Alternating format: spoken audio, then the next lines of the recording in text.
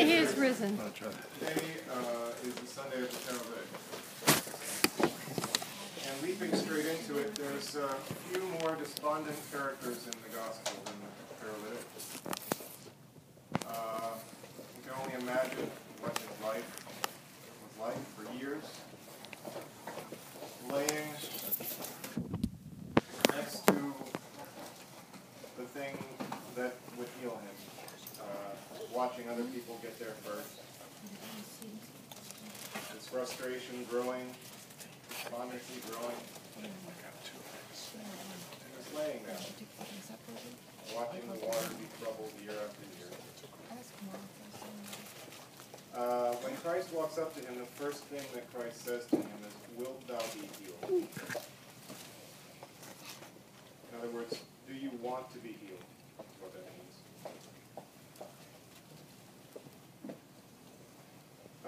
His answer is not yes. His answer is, I have no man when the water is troubled to carry me into it.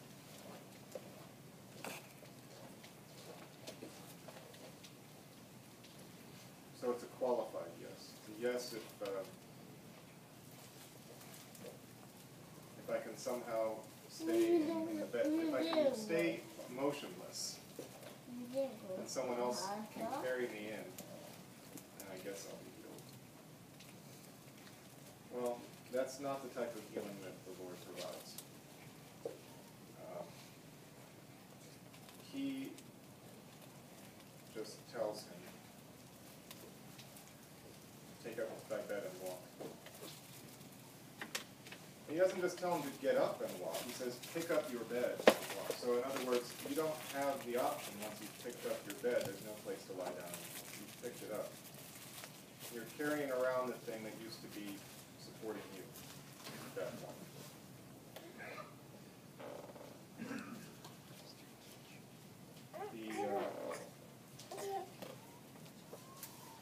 The act of standing is very important in the Orthodox Church. Abbess Emiliani said some beautiful things this past Thursday, and one of the things she said is that when you're standing, you can do something with your prayer that you can't do when you're sitting. You can have a sense of the state of your soul. You can feel your sins and your prayers and everything being worked out. You can also feel the incredible burden of everything. Your back can hurt, your ribs will hurt, all these other things that you can completely ignore if you're sitting down. Maybe not completely, but at least partially forget about for a while.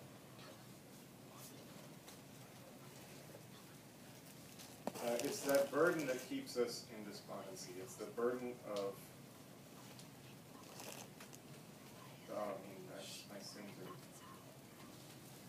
my situation. Maybe I'm perfect. Maybe my situation is what stinks. And the people around me, and there's just suffering everywhere. I'm in a lot of pain.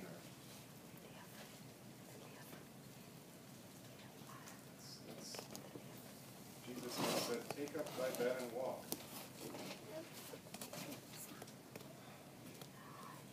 With him next to us, we can cast all that off. We can pick it up.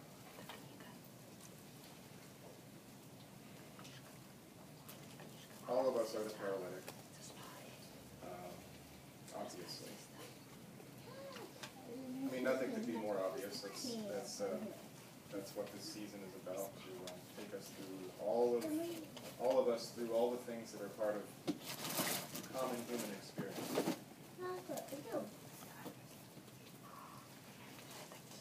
And this is the season of the resurrection. Presumably, we weren't born into the weight of the world being on our shoulders, pressing us down into our bed of despondency. We died and entered into that state, which is the state of death.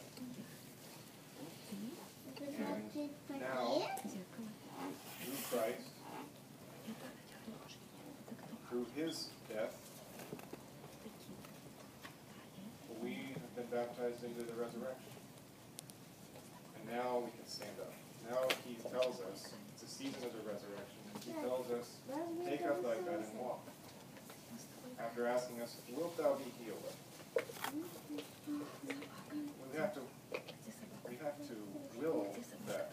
We have to want that. We have to want to be healed, want to stand up, not want to wallow any further in darkness and in self-pity, doubt, thinking about the future, thinking about the present, thinking about the past. Just think about Christ standing next to you, telling you,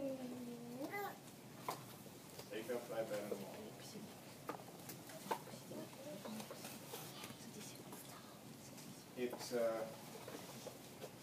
It is, in a way, in a way, from a certain point of view, perhaps it's odd to some people that we talk about the paralytic during the season of the resurrection. It's not that odd to me. It's not odd because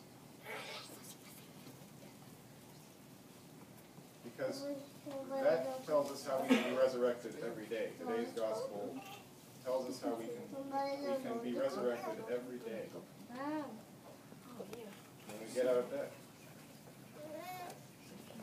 We obviously aren't supposed to take our beds with us and walk where we go, but we take our metaphorical bed with us, the mentality that wants to keep us there, that wants us to look around and look out the window at the sunshine and say, like, if only I could be like those people who seem to be having a great day. They're not. Even if they are, they're not having that great a day. But with Christ standing next to us, the day becomes great the instant that we obey his command to take up our bed, which is a place of repose, of one, our body physically needs that rejuvenation because of our fallen state, but it's not a natural state. It's something that wants to drag us down. It's something that tempts us into despondency, into laziness. It's not a natural state. Christ is our natural state. Christ returns us to our natural state, our primordial state, our created selves, and not our death-filled, sloth-filled, heavy-limbed, and despondent selves. That's not what life is. That's what leads people to death. So, let's think about the paralytic. Let's remember that we are the paralytic and that at all times Christ is asking us, wilt thou be healed? It's a question that never stops being asked, and we don't run out of time to answer it until we die. Our bodies die, and we're out of time for that. So, let's appreciate the time we have to answer the question. A hearty yes. Yes, I will be healed. I would really like you, Christ, to heal me. And of course, the words are right there. So,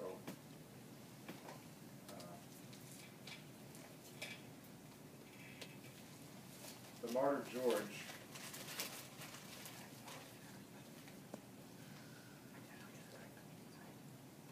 well, he endured a lot.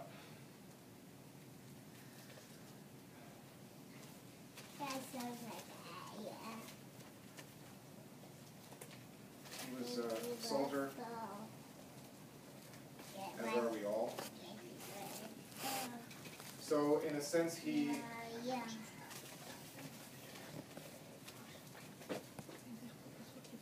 what he was signing up for, although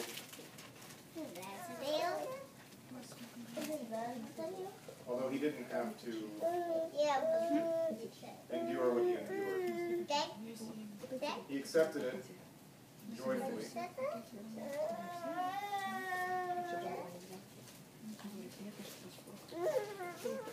with a true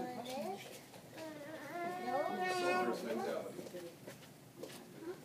and was given great glory, great crowns, and the great privilege of slaying demons.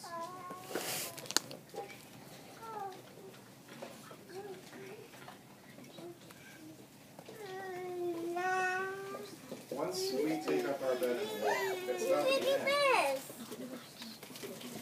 Now we have to walk. Now we have to go forward and accept further commands of Christ, further joys, further opportunities.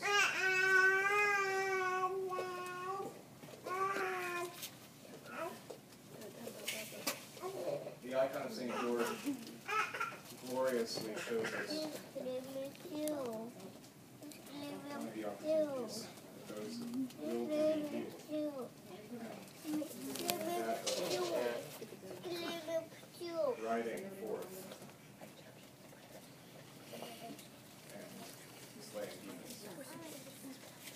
That sounds a lot better than saying that ending being beset by demons, being slain by demons. I would rather slay demons than be slain by demons. So let us heal, let us allow Christ to heal us, the paralytic, and ask Him that we can one day see St. George and partake in some of the joy of the martyrs who went into life knowing and proclaiming that Christ is risen. Christ is risen. Christ is risen.